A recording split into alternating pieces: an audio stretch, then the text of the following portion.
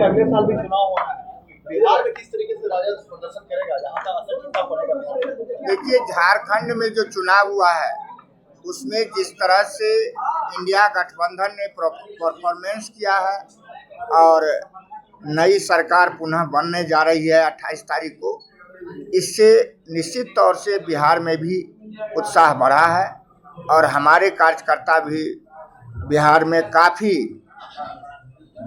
इस चीज़ को पॉजिटिव रूप में ले रहे हैं और निश्चित तौर से हम लोग वहाँ भी 2025 में आदरणीय तेजस्वी प्रसाद यादव जी के नेतृत्व में सरकार बनाएंगे। क्योंकि ये जो चुनाव है, ये चुनाव कोई साधारण चुनाव नहीं था।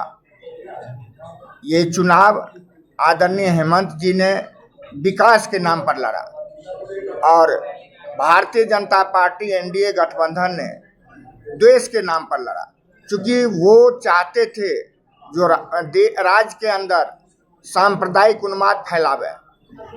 उनका कोई विकास से संबंधित कोई एजेंडा नहीं था, सिर्फ उन्माद फैलाने वाली भाषा का प्रयोग करके राज्य को तहस नहस करना चाहते थे।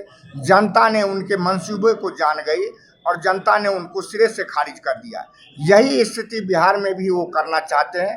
हम लोग, हमारे नेता ने, आदरणीय तेजस्वी प्रसाद यादव जी ने घोषणा किया था अपने ये 2020 के चुनाव में, जो मैं ऐसी सरकार दूंगा जो सिंचाई, दवाई, कार्रवाई, सुनवाई, पढ़ाई और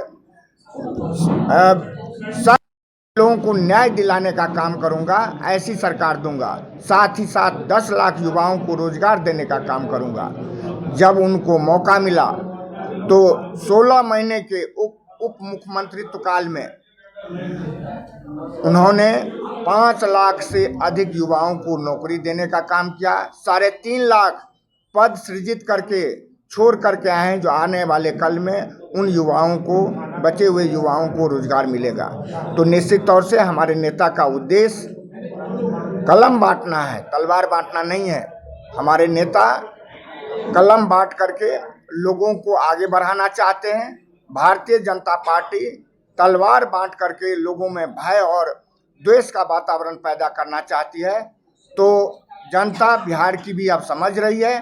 आने वाले कल में निश्चित तौर से बिहार में भी तेजस्वी प्रसाद यादव जी के नेतृत्व में इंडिया गठबंधन की सरकार बनी। सर, ये मानते हैं आप लोग कि जनता ने तो संदेश दे दिया कि राजद 6 सीटों पर लड़ा, उसमें 4 सीटों पर उन्होंने विजय प्राप्त की। एक तरह से कहा जाए कि झारखंड की भूमि फर्टाइल है, लेकिन आप लोगों का ध्यान इस ओर है। निश्चित तौर से है। हम लोग इसको आगे बढ़ाने का काम करेंगे। अभी हमारे प्रदेश अध्यक्ष जी के नेतृत्व में जिस तरह से 1 से 4 हम हुए हैं, हमारा उद्देश्य रहेगा ये गाड़ी आगे तक बढ़ते जाए। और जो इन्होंने घोषणा किया था, जो हम 22 सीटों पर तैयारी करते हैं, गठबंधन में आगे हम लोगों का दावा बढ़ेगा। जो हम लोगों की तैयारी आगे है, निश्चित तौर से हम लोग आगे बढ़ेंगे। मंत्रिमंडल में कितने सीटों का दावा बनता है? ये गणित, एक थे तो एक इस बार 4 है। देखिए, ये टोटल गणित है। गणित के आधार पर जो हमारी हिस्सेदारी होगी मिलेगी और इसका तय हमारे नेता करेंगे।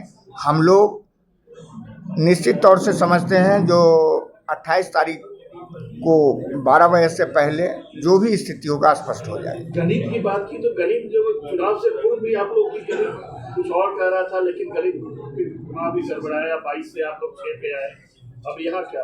देखिए, हमारी तैयारी थी 22 पर, लेकिन गठबंधन जब हम करते हैं तो भैयारी बंटवारा में कम पर भी समझौता करना पड़ता है। क्योंकि जब एक से अधिक पार्टनर होते हैं तो निश्चित तौर से सीटों का बंटवारा होता है।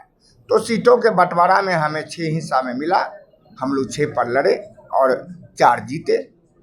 स्कोर रेट हमारा 2/3 से अधिक है। निश्चित तौर से आगे भी हमारा बढ़ेगा।